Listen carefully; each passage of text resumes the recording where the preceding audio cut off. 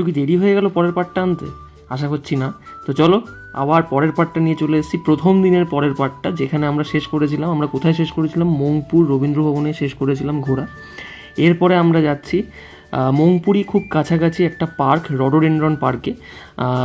সেখানে গিয়ে আমি সেখানকার কথা বলছি। তো দেখো রাস্তায় এরকম প্রচুর মন্দির, প্রচুর থান আমরা পেয়েছি, আর আশেপাশের পাইন বন, এরকম খাদ, এরকম পাহাড়, চারপাশের মানে অসাধারণ পরিবেশ, সব কিছু তো রয়েছেই, মিলিয়ে মিশিয়ে সব একাকার হয়ে গেছে। আর চলো এবার আস্তে আস্তে রডোডেনড্রন পার্কের দিকে যাই আমরা। রডোডেনড্রন পার্কটা কোথায়? এটা মংপুর এই রবীন্দ্র ভবনের খুব কাছাকাছি একটা জায়গায় অবস্থিত। এটা হচ্ছে 5 একর জমিতে প্রায় 6 কোটি টাকার বেশি একটা প্রজেক্ট, যেটা থমাস অ্যান্ডারসনের স্মৃতির উদ্দেশ্যে করা। এই যে স্যার থমাস অ্যান্ডারসনের মূর্তি রয়েছে এখানে। থমাস অ্যান্ডারসন 1864 সালে প্রথম এখানে সিনকোনা গাছের চাষ করেছিলেন, সিনকোনা বাগান তৈরি করেছিলেন। তো এটা বেসিক্যালি এই প্রজেক্টটার মানে ফুল প্রজেক্টের ফান্ডিংটা কে করছে? এটার ফান্ডিং করছে সিনকোনা ও ভেষজ উদ্ভিদ বিভাগ, আমাদের পশ্চিমবঙ্গ সরকারের। তো যাই হোক, এখানে আমরা সবাই মিলে একটু ফটোশ্যুট করলাম, একটু রিল্যাক্স করলাম আর কি। তো দেখতে পাচ্ছ মানে জাস্ট পুরো ঢালের মতো এরকম করে নেমে গেছে আর কি। আচ্ছা, সিনকোনা গাছ সম্বন্ধে একটু বলি। সিনকোনা গাছ আমরা সবাই জানি, সিনকোনা গাছের ছাল বা বাকল থেকে কী তৈরি হয়? কুইনাইন তৈরি হয়, যেটা ম্যালেরিয়া রোগের মেন ওষুধ। তো এখানে আমরা একটু রিল শ্যুট করলাম, একটু ছবি তুললাম। নিচে আরও যাওয়া যেত, কিন্তু ওই বললাম সবাই খুব ক্লান্ত হয়ে পড়েছিলাম আর খিদেও পেয়েছিল সবার।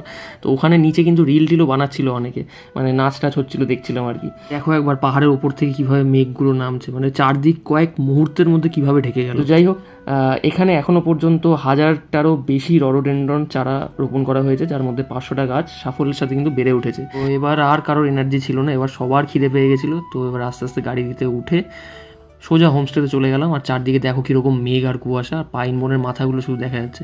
তো এই যে আমরা আমাদের সমস্ত মালপত্র নিয়ে আগে রেখে এসেছি হোমস্টের মধ্যে, তারপরে একটু হোমস্টের ভিডিও করার জন্য আমি আবার বাইরে এসেছিলাম, আমি আর সানি।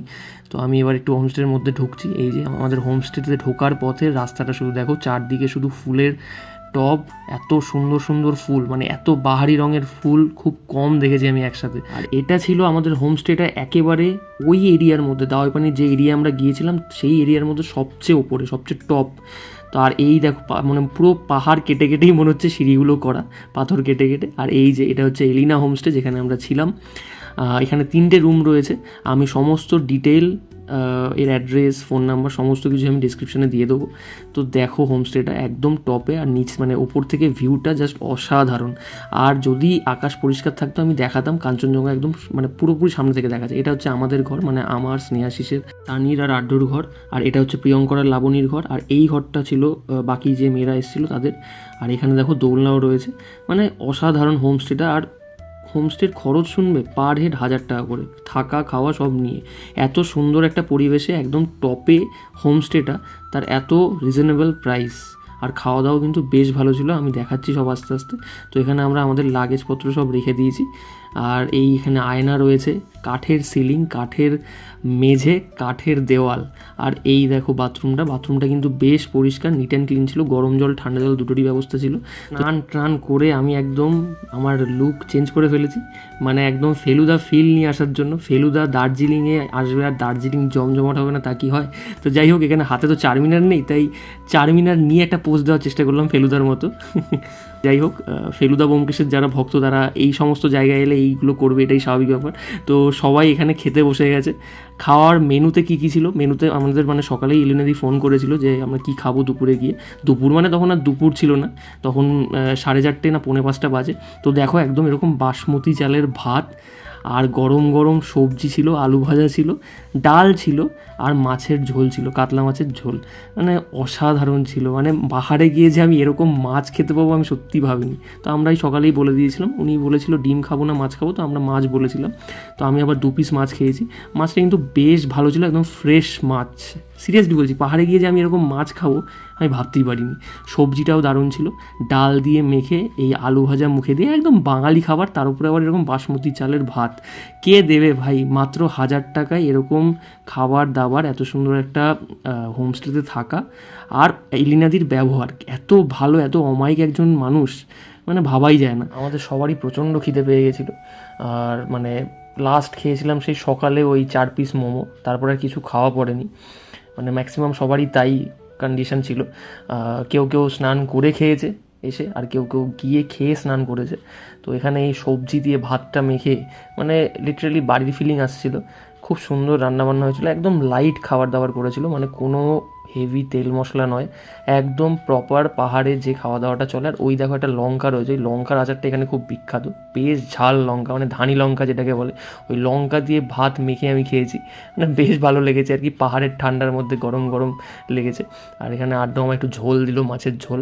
আমি এরপরে একটা মাছ খেয়েছি, মাছটা কিন্তু একদম ফ্রেশ ছিল, আমি ভেবেছিলাম কীরকম হবে, কিন্তু মাছটা একদম ফ্রেশ ছিল। মাছটা দেখো ভাঙলেই বোঝা যাবে, জাস্ট ফ্রেশ মাছ, দারুণ ছিল। মাছ দিয়ে, মাছের ঝোল দিয়ে বাসমতি চালের ভাত মেখে এই মাছ মুখে দিয়ে সাথে একটু আলু ভাজা, মানে তখন খিদের পেটেতে, খিদের মুখে এত ভালো লাগছিলো, পুরো অমৃতর মতো লাগছিলো।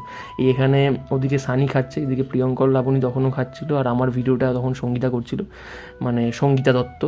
তো আমি এখানে বলছি, এই দেখুন ফেলুদা এখানে খাচ্ছে, ফেলুদা 2 পিস মাছ নিয়েছে, ওইসবই বলছিল আর কি। যাই হোক, তো আমরা বেশ মজা করে খেলাম। এখানে এলিনাদি সার্ভ করছিল, খুব ভালো একজন মানুষ, মানে সত্যি আমাদেরকে এত যত্ন করেছে ওই 2-3 দিন, মানে দারুণ দারুণ।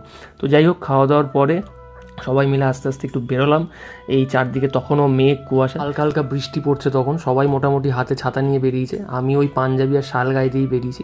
সিরিয়াসলি এই জায়গাটা দেখে কী মনে হচ্ছিলো জানো, পুরো সেই সত্যজিৎ রায়ের যে ফেলুদার অ্যাডভেঞ্চার, গ্যাংটকে গন্ডগোল, সেখানে ফেলুদা যখন মানে বেরোয় হোটেল থেকে, আর সেখানে যখন হিপি মানে শিলভাঙ্কারের সাথে দেখা হয়, সেই টাইমটার মানে কথাটা, পুরো ওই টাইমটার কথাই আমার মাথায় আসছিলো বারবার।